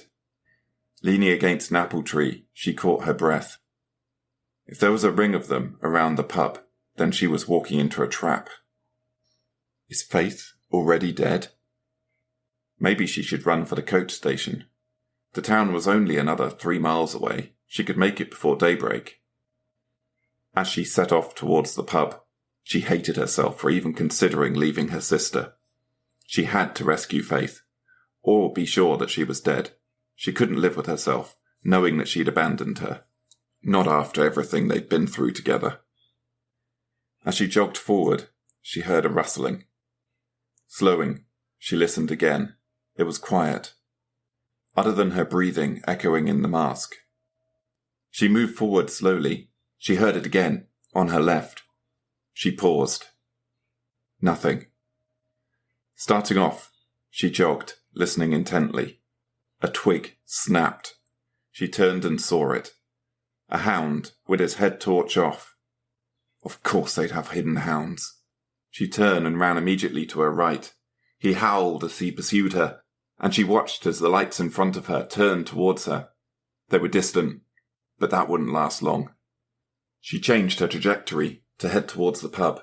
As her trainers followed the dark path, the trees were a forest of dark silhouettes, 1,000 obsidian fingers clawing at the sky. A shadow flickered at her side, and she turned too late. She was rugby tackled to the floor. The hound raised his truncheon, but then paused and got up. He managed 2 steps before Blake in his badger mask collided with him. Punching at the mask, Blake swore as it bruised and cut his knuckles. The hound screamed, his voice unexpectedly shrill in the quiet of the night. Rolling Blake off, he scrambled to his feet. He was looking for his truncheon when Elsie charged him, smashing him on the back of his head with his own weapon. With a sickening sound, bone crunched under the hardwood truncheon as she struck the hound repeatedly. Blake's eyes widened as he heaved the dead weight of the hound off his own body. Is he dead? This way, she said, ignoring the question. Elsie led him further towards the pub. She could see it now on the brow of the hill. Unfortunately, she could also see the hounds. It was like the whole world was chasing them. A forest of twinkling head torches. They got Zoe, Blake muttered under his breath. Elsie thought back to the stolen photo frame. It all seemed so petty now. They got Calvin too. Some good has come of this then, Blake said bitterly. To her surprise, Elsie didn't disagree. You know they'll be guarding the pub, don't you? Elsie whispered, her voice ragged. I suspect so. Blake jogged onwards. We don't have much choice, though. Elsie hated herself for what she was about to say. I have to make it to the pub. I need to get Faith, dead or alive. I need to know what happened to her. You could run to the town, though. Get the coach. I've a better idea. I can draw the hounds off. You hide over by the fence. I'll start running back towards the woods. I could lose them in there and then tail back towards the town. You head to the pub, get Faith, get out. Blake's lips pressed together. He looked at the approaching head torches bitterly. Why would you do that for me, Blake? Elsie whispered. Blake looked at her. I'm not a criminal. I'm not a bad man. These pricks, judging us, hunting us for entertainment, they are the real evil. He rubbed his arms to ward off the cold. Now Zoe's dead. She asked me for help, and I should have protected her. She didn't deserve that. He bit his lip. It's time for me to start making the right decisions. Elsie didn't say anything. Instead, she hugged him. He turned to start running. Wait. Blake, I don't think you're a bad person. I think you have a good heart. Tears rolled down her face. He'd never know. The mask concealed everything. He paused to listen, then started running. As he raced through the orchard, he must have become visible to one of the hounds, as a chorus of howls echoed, and Elsie saw the head torches turn his way. As the hounds ran past her position, she kept her mask facing down and waited for the silence to return. It must have been 10 minutes before they cleared her hiding spot. She hadn't heard any cries, so she could only hope that Blake was still alive and safe. She turned towards the pub and began circling it, the truncheon in her hand. There were hounds placed around the pub still. Elsie could see them. She sat, watching them patrol the building. When one of them paused, Elsie saw her opportunity and sprinted towards the gap in the perimeter. The hedge was hawthorn. She walked closer to the idle sentry until she found a small, albeit tight, hole. Gritting her teeth, she ignored the vicious thorns that slashed at her clothes and cut her skin. Her blood ran cold, and she heard the hounds talking no more than a metre away. "What the hell were you playing at? I'd have a whiz, mate. That cider went right through me." She waited until her breathing had settled, and they'd moved on. She was in the pub garden. Looking up, she could see the window of Faith's bedroom. She was close. The pub front door was open, and light pulled out from inside. Sliding around the side of the building, she tried the back door. Locked. The same with the kitchen. "Come on, I'm so close." The windows were all secured. Looking at her truncheon, Elsie thought about smashing one of them, but how do you do that quietly? She made a decision. If you can't be stealthy, then you have to be quick. She crept towards the open door and raced inside. Jeff was waiting. He was sitting in an armchair facing the door, a truncheon in his hand. A look of shock crossed his face. His mouth fell open at the sight of the truncheon she was holding. "Now then, little lady, put that down and we'll see about getting you the prize that you so richly deserve. Pretty little things like you shouldn't be running around with weapons." He laughed, his eyes twinkling as he struggled to heave his ungainly body out of the depths of his comfortable armchair. Elsie's eyes narrowed. April the 26th, 2019, the Clerkenwell Estate, London. Elsie lay waiting. Dread and fear soaked deep into every fibre of her being. Her ears strained as she sought the sound that haunted her. The footsteps of her drunken father. Would he go left to pass out in his room? Or would he turn right to visit her room? Taking deep breaths, she tried to calm herself by reciting her mantra. £13.78.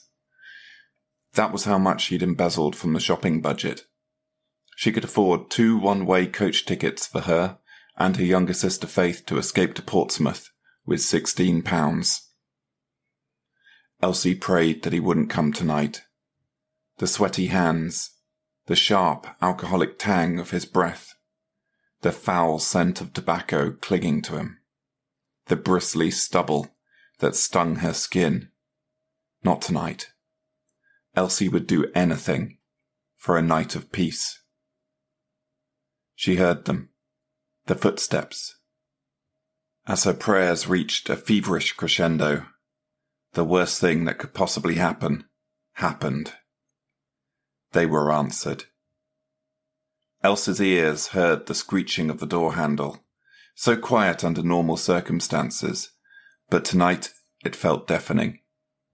It wasn't her door handle. It was her younger sister's. What emotion was she expecting? Red-hot rage, cold, icy terror, the anxiety that had filled her since her mother had left, the depression that had set in when the abuse began. It all fled. Elsie was left with a moment of crystal clear clarity. Her mind, razor sharp, knew precisely what had to happen. Sliding out of bed, she opened her door quietly to see her father stalk into Faith's room. Padding silently down the stairs, she crossed into the kitchen in pitch black. Feeling her way over to the knife rack, Elsie pulled out the large 8-inch cook's knife before replacing it with a thinner, pointier 5-inch utility knife. Creeping up the stairs, she saw Faith's door open. Knife outstretched, eyes forward, a steely determination to do what needed to be done filled her. As she entered, she found her father looming over Faith's bed, a mirror image of when he first came to her room, drunk. He was unsteady on his feet. Good. That would make this easier. Elsie paused, hatred for her abuser flowing through her veins as she heard Faith echo the words she had first uttered a year ago. "Father? What are you doing?" He was standing topless. Good. No cloth to catch the blade. Elsie clenched her grip tightly around the handle. Her mind clicked into place almost audibly as it committed to black murder. Stepping forward, she stabbed up under his ribs. He howled with surprise as the knife sunk deep into his side. He turned, eyes filled with anger. Stab, stab, stab. Ducking under his clumsy blow, Elsie stabbed the knife in again and again. She wasn't aiming for any location in particular. She just wanted him dead. Hot blood squirted. He gripped her tight as he collapsed.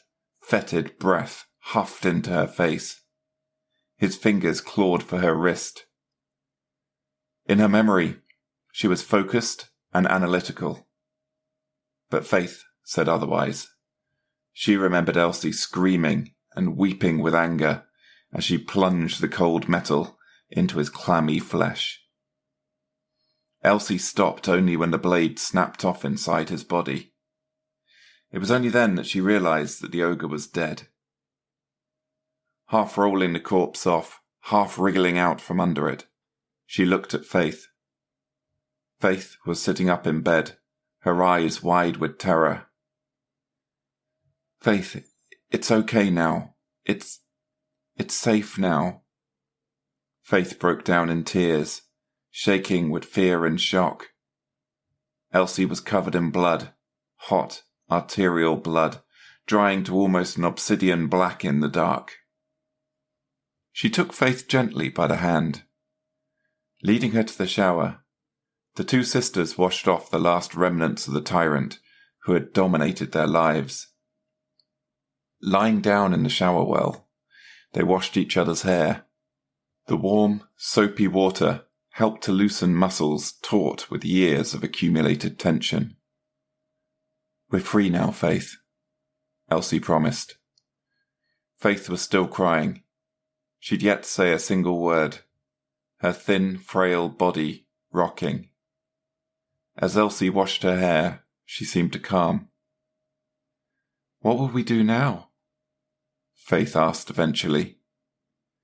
"Whatever we need to," Elsie said firmly.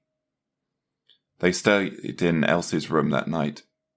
The corpse that had been their father was locked up in the other room, abandoned. They woke to hear the letterbox clang. An invitation to the Festival of Masks was on the doormat. A chance for a new life. Elsie found a payphone and dialed the number. There was no interview. Jeff told her to make her way to Huddersford. "You were born to be the heir," he had proclaimed.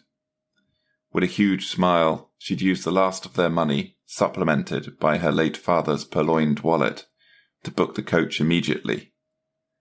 This was their first chance for a new life. May the 2nd, 2019, Huddersford, Kent. Elsie leapt forwards, her lips drawn back across her bared teeth in a feral snarl. Jeff raised his truncheon, but was forced back onto the chair. He tried to barrel forwards into her, screaming, "Once more unto the breach!" She brought the truncheon down onto Jeff's balding head. Crunch! It smacked into the egg-shaped skull. His jowls wobbled as his eyes rolled back into his skull. He even managed to make falling unconscious a theatrical experience. She looked at the collapsed thespian and sneered. Beside him on a small table were 4 envelopes, with names written in elaborate calligraphy. Elsie shuddered at the sight of them, but slid them into her pocket before running behind the bar. Grabbing the crossbow, she used the crank to pull the string back and loaded it with a quarrel. Footsteps echoed. "Jeff?" She recognized the voice from earlier. It was the man who had been berated for leaving his post. Slinking back beside the door, she waited as he and his partner entered. Thunk. A crossbow bolt erupted from the throat of the errant guard, blood blossoming from the wound. He turned to face her. He looked more offended than angry as he scrabbled at the open wound with grasping fingers. His partner charged her. Elsie threw the crossbow into his face, then kicked over a stool into his path. He stumbled and overextended his truncheon. Her first strike broke his wrist. The follow-up strike hit his jaw. Blood and teeth exploded from his face as he fell onto the floor, his hands cradling his head. She didn't pause. Every place on his skull she saw exposed was struck, again and again. Bone, brain matter, and gore covered her, and she lashed until, out of breath, she straightened up. His partner took his final gasp, an expression of horror frozen like a mask. Running upstairs, she shook Faith awake. Faith was still drowsy, but luckily hadn't undressed when Elsie put her to bed earlier. "We're in danger, Faith. We don't have time to talk. We have to run." Faith blinked sleepily. "What?" "Get up." She pulled her sister up. Faith trusted her implicitly. With all that their family had been through, she had to. Grabbing their bag, Elsie paused briefly, seeing the photo frame of her mother in happier times. She pushed it safely into her bag and led Faith downstairs. Faith gasped at the sight of the bodies. Elsie strode into the kitchen, dragging Faith behind her. She turned on all the cooker gas taps. Then she shook her head. It wouldn't be enough. Elsie reached around the cooker to unscrew the main gas valve instead. It hissed venomously. A tray of candles for the tables was on one side. The small green glass holders were in the shape of apples. She lit several of them with a gas lighter, until she could hear noises outside. Other people, no, not people, hounds, were approaching the apple and pear. It would have to do. "Come on," she whispered urgently, dragging Faith outside the car park. She heard the cries as the bodies were found and jogged faster. "Come on, Faith!" Her sister, still suffering from the effect of the drugs, stumbled along beside her. She clung to Elsa's arm like a lead weight. "It's 3 miles to the town. We'll never make it." The thought had barely crossed her mind when a heavy weight landed on her back and she was rolled to the ground. The grinning face of Jeff looked down on her. His face was a crimson mask of drying gore. He punched her, full in the face. The wooden mask broke her nose under the impact. Then his hands were clutching her throat, squeezing with manic energy. She tried to loosen his grip, but it was too strong. Blood gushed from her nose down into her open mouth as she gasped for air. All she could taste was the coppery tang of her own bleeding wounds. "I don't think so, my little starlet. The show must go on." Behind Jeff, the world suddenly exploded into fire and flame. The wind was knocked out of their lungs. All they could hear was the blast. Jeff's grip relaxed as it hit him and he was propelled forwards. He turned to look at the broken shell of the pub with shock. Flames licked from the surrounding hellscape. Smoke and ash littered the sky. Elsie's hand scooped up a fistful of gravel. She ground it into Jeff's eyes. He howled and rubbed at them as she tried to wriggle out from under him. His dead weight was too much. Instead, she gripped his colourful waistcoat, pulling him forward and pivoting. He crashed down onto the floor next to her and she was able to roll away. Faith ran in and football kicked at his body as he struggled to stand. His breath was ragged and his voice raspy. He looked at Elsie with pure hatred. ignoring her tiny sister. "It's the final curtain call for you." He shoved Faith, who fell to the ground with a squeal. With her ears still ringing, Elsie heard none of his final words. "Oh, just fucking die," Elsie growled as she pulled out the truncheon from under her hoodie. At the last minute, he cleared enough of the grit from his eyes to see the avenging angel bearing down on him. "No, wait, please!" She never heard the rest. This time, she made sure he was dead. She raised the truncheon, his body shuddering under her relentless assault.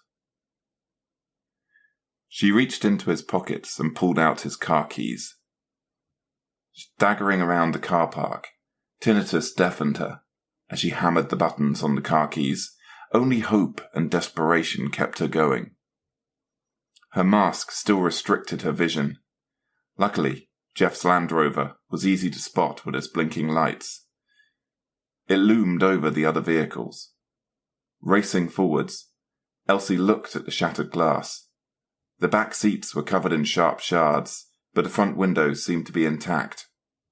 Pulling her hoodie off over the mask, she quickly wiped as much of the glass off the front seats as she could, and the two girls clambered in.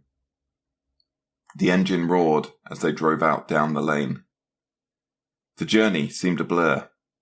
Elsie could barely remember the elements of it. She parked outside the coach station and stumbled towards the first coach she saw idling. The driver laughed. "Jesus, I can't party like that these days. A whiff of lager, and I get a 3-day hangover." He motioned behind him. "Go on, sleep it off. If you feel sick, use the toilet." He shook his head. "Kids these days. What did you get up to?" "You don't want to know," Elsie muttered. Reaching into her pocket, she pulled out the envelope and took out a 20. From the driver's expression, it was obvious what he thought of a girl in a bunny mask carrying an envelope of cash. Better that than the truth. "Just be sure to use the toilet if you feel ill," he warned. "Don't worry about us. We haven't been drinking," Elsie meekly said. She crawled to the back of the coach. Faith worked on the leather straps of the mask with her pocket knife until the hateful thing came free. With a gasp of relief, Elsie felt the fresh air on her face as she tossed it to one side. After a while, it was impossible to tell for how long, the coach driver yelled, "All aboard for Newcastle!" The coach set off. Hugging Faith, she felt she never wanted to let her go. Deep, wrenching sobs exploded from inside her as she realized they were free. The coach wound around the roads until it hit the first motorway. They leant against each other and slumbered as the rhythmic vibrations lulled them both to sleep. 6 hours later, the coach pulled into Newcastle coach station, and the whole surreal episode continued when they were greeted by a nun. "Elsie and Faith Peters?" she asked. Elsie looked at the nun.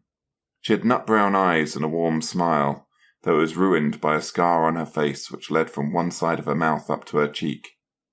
"No, I don't know those names." The nun tutted. "You shouldn't fib to a nun.